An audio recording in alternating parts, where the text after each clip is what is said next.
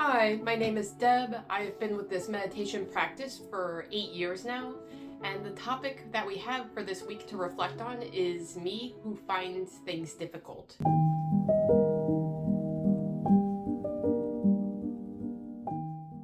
For me, if I automatically labeled something as difficult, I just wouldn't do it.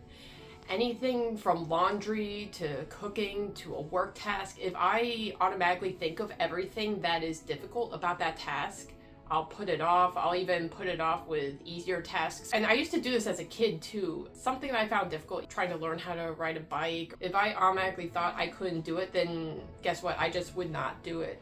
Thankfully, through this meditation, I've been able to release those thoughts. I found ways to be able to naturally adapt. But first, through this method, I had to release those thoughts of, I find it difficult.